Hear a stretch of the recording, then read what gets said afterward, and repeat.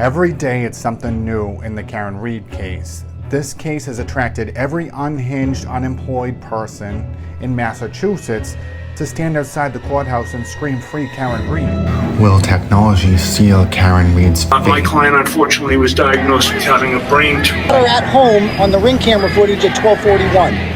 It's undeniable that she went by there. They don't have her on the Ring camera footage. She deleted that. No, they have that. She did not delete anything. What is your evidence that she deleted Ring Doesn't camera? that underscore the fact that anybody can say or write anything? On his arm are from a dog, correct? Is that what you're thought? I don't think they're from a dog. What do you think they're from? I mean, I can Oh, I'm see. sorry, doctor. You think they're from a dog? I apologize. I know they're from a dog. But it doesn't look like teeth, fang, or claw marks. It looks mechanical. All right, so we're not dealing with K9 DNA? Untrue and unsubstantiated rumors. They saw her driving away.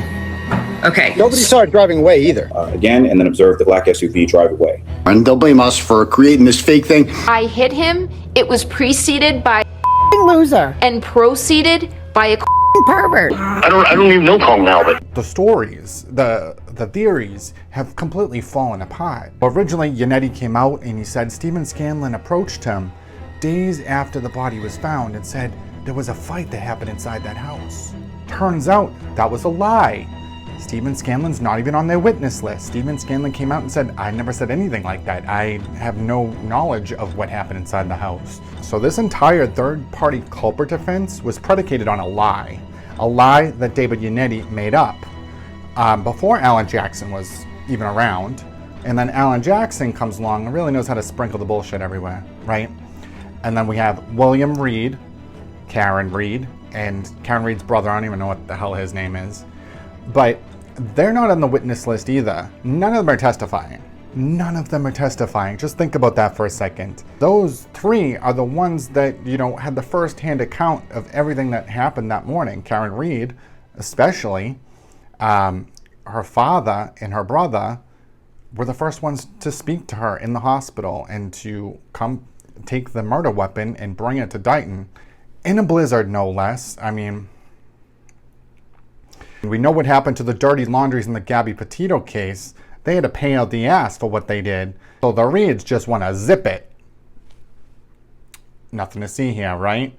I mean, the father himself went on TV and said, "You know what? She told me in the hospital that she was backing up and she hit something." And, blah, blah, blah. That's how we figured out it was the taillight, right? But we later find out that there are admissions from when she was in the hospital. Like she, gave more details. So to get ahead of it, he went out on TV and made false statements. Did she believe she may have hit John? No. No. She felt she struck something. She said, "Dad, I think I struck something." I said, "What do you mean?" Right? This was in the hospital. Right? She says, "I remember, all right, backing up and hitting something." And he does not want to perjure himself, so he's not going to make those same statements to the court. The jurors should not be privy to all this information, but people following the case are. And people following the case should be putting two and two together, but they're not. And I don't think they have any intention to. The Karen Read supporters are some of the most depraved individuals you'll ever meet. They have no interest in finding justice for John O'Keefe. Their only interest is, freeing Karen Read. So here we are. Now Karen Read files a motion to challenge the seating of the jurors. And this courthouse has been around since 1820. The Sacco and Vanzetti trial was there. And she's challenging how the jurors will face the witnesses, saying that her rights are being violated, like her right to confrontation, because the witnesses won't be facing the jurors. I'm not a lawyer, but to me that means that she has the right to face the witnesses. It doesn't say anything about the jurors. And I would think that the jurors should kind of see the witnesses. They shouldn't be looking at the back of the witness's head. I mean, I agree with that, but I mean, if it's been around for hundreds and hundreds of years, I don't see how you can challenge that. So if the judge did rule in the favor of Karen Read, saying, "Yep, you're right, it's unconstitutional, the jurors should be facing the witnesses," that means that any trial that's ever happened in that courtroom could be appealed. So are we going to exhume Sacco and Vanzetti and bring them back to life? And Turtle Boy is still saying those are dog bites, and it's been well established that those are not dog bites. I never thought they were dog bites. I always thought, I didn't know. Even when I was believing in the conspiracy, I didn't think those were dog bites. When they were testing the clothing, I was like, there's no way they're gonna find dog DNA. I was thinking maybe some other animal, while he was laying there all night, came up and scratched him, possibly, because the marks were so close together. It wasn't like a dog claw, it was like something small or something mechanical. But then when you look at the better picture of the autopsy, you can kind of see that it's not punctures, it's not like claw marks, it's like impact abrasions. So, and the whole problem with this conspiracy is that it makes no sense. It makes zero logical sense that, a bunch of cops inside a house would attack a guy in front of 8 witnesses, getting their DNA all over him, getting the dog's DNA all over him, and then just throw him on their own front lawn and hope for the best. What? Because there's no way they could get ahead of it and be like, there was one 20-second phone call between Brian Higgins and Brian Albert in the middle of the night, the butt dial. So was that like a bat signal that was sent out to every first responder in Massachusetts saying, if you get any calls tomorrow, make sure you don't say you saw any dog bites. Make sure you don't say there was any defensive wounds. It was a car accident. No. People's brains are completely gone thinking about this case. Like, nothing that the defense has said has made any sense whatsoever. And Colin Albert's name never came out of Stephen Scanlon's mouth. Colin Albert's name came out of Karen Reed's mouth as she disclosed it in the Gretchen Voss interview. She said Colin Albert, had a problem with John O'Keefe because he was a get off your lawn guy and Colin Albert was a little punk, which might have been true, but John O'Keefe was friends with Colin Albert's parents. So whatever little tiff that they were having, it wasn't like there was this stewing aggression between him and Colin Albert, a child. And since then, the Alberts had moved off the street, so it wasn't even an issue anymore. So the whole Nebuchadnezzar theory that, that's the reason that all these people attacked him is because he yelled at Colin Albert years before for cutting across his lawn or throwing a beer can on his lawn. That is just so ridiculous. There is no way that all those people would go along with it, first of all. Second of all, the phone data, John O'Keefe's phone data, shows that he never went inside that house. The defense came right out and lied, saying, he was climbing up and down stairs, so he had to have been in the house. But the problem is that event of him climbing the stairs happened before he even arrived at the house. And that was in their own expert's report. Rick Green's report says, he's just stating, it shows 3 flights of stairs climbed here, a bunch of steps here, flights of stairs here, and there's a time frame. It's like 12:21 to 12:24. That's when it happened. It happened in between that time frame. Then, after that information, it says he arrived at 34 Fairview at 12:24, meaning that the stairs that were climbed, or the stairs that were registered, happened before he got to the home. Now, John O'Keefe's GPS data shows he was in the vicinity of that front door for like a second.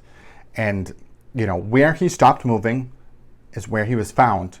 So at 12:31, when Karen's still outside the house, allegedly waiting for him to come out, he was still right there next to her. His phone shows that he was still right there with her.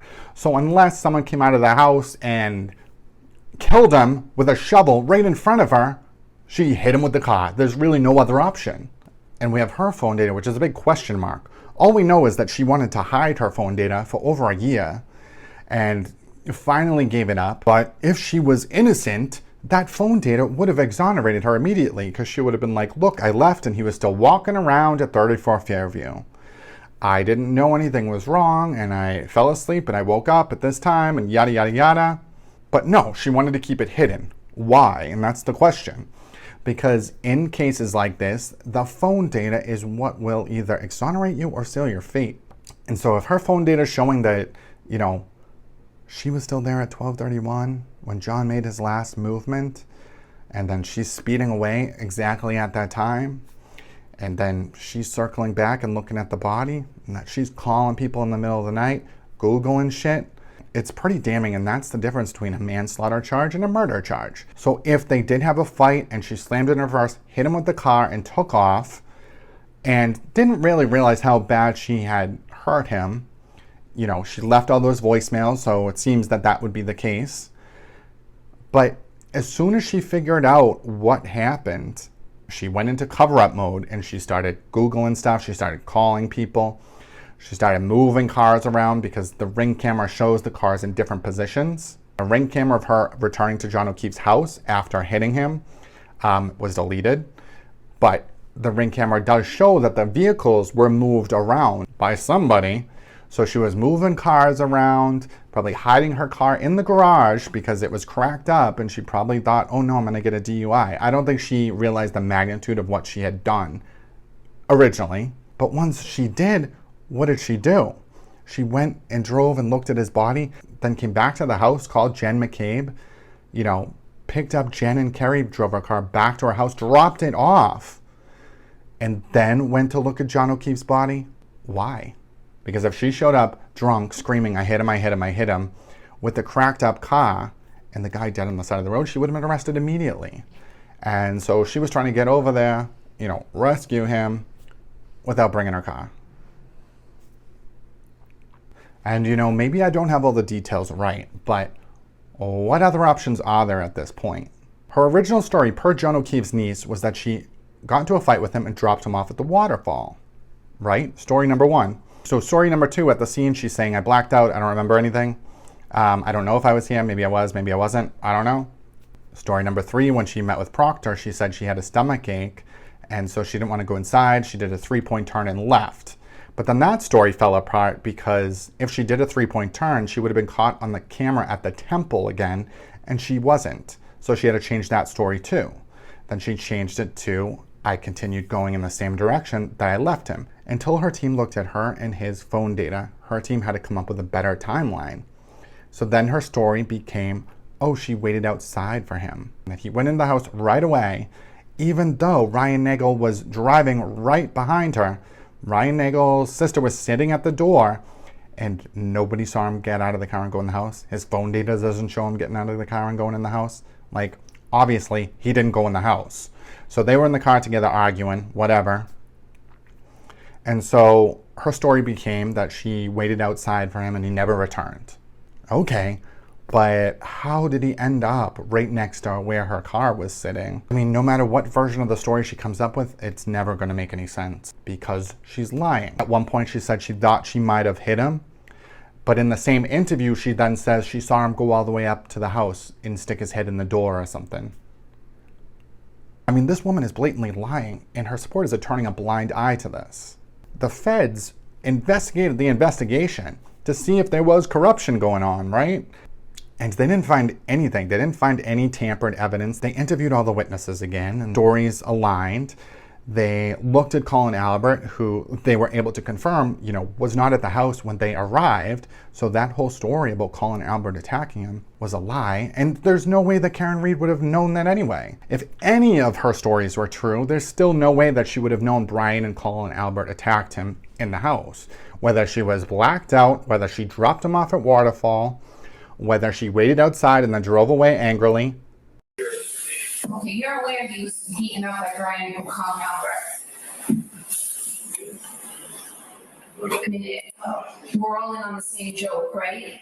None of those stories add up to her knowing that Brian Albert and Colin Albert attacked him. And they didn't, because there's no evidence of a fight.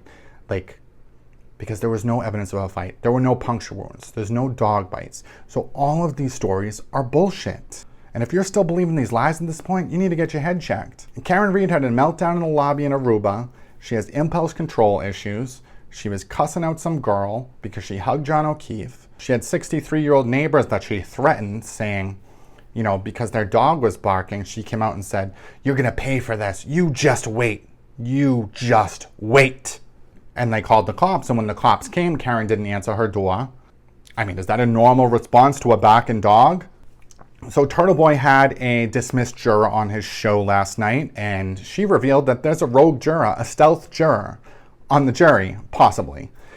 She doesn't know if this person was picked, but this person was next to her and said to her, you know whose case this is? It's Karen Reed's.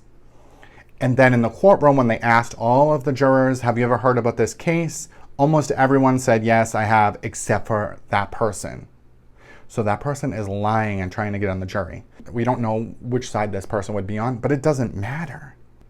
Karen Reed has the right to a fair trial, a fair and impartial jury. And, you know, from everything that I know right now, I think that she's most likely guilty, only because her side has been caught in lie after lie after lie. If she was innocent, you just tell the truth and all of the evidence falls in place, right? Like, you wouldn't be making up stories about Colin Albert and Nebuchadnezzar harboring this resentment to his neighbor John O'Keefe because he yelled at him to get off his lawn one day, like years before when he was a kid. Like, that is just the stupidest motive for a murder I've ever heard. And the fact that we're supposed to believe that cops killed a person in front of a bunch of witnesses, and we're just like, let's just throw him on the front lawn with all of our DNA all over him, the dog bites on him, and I don't know, we'll just say he got hit by a plow maybe? And Pawn on the Gulf is trying to make that story work. Because for whatever reason, whether he's getting paid or he's just a scumbag, he is all for freeing Karen Reed. You know, there's no way that you would have been able to get this communication out to all these people to say, make sure you don't say there was a fight. Make sure you don't say there was any dog bites. Make sure you say he was hit by a car. I mean, it's wild. And Karen Reed showing up to court all smiles, like her boyfriend is dead. Innocent until proven guilty, but she definitely was not framed. I mean, who cracked up her car? She did not break that taillight backing out of the driveway that slow. I mean, when she's backing out of the driveway and she backs into John O'Keefe's car, or she comes close to it, I think she might have tapped it, but that's not going to break a taillight. If anything, that's going to be bumper to bumper. And if it did break the taillight, you would have seen the taillight on the ground, on the white snow. And there's nothing. But here we are, Karen Reed. I think they have 4 more jurors to seat on Monday. And Tuesday, we might actually hear some opening statements. Tuesday, we might actually hear what her phone data actually shows. Buckle up, Buttercup. Shit's about to get real. Because he's dead.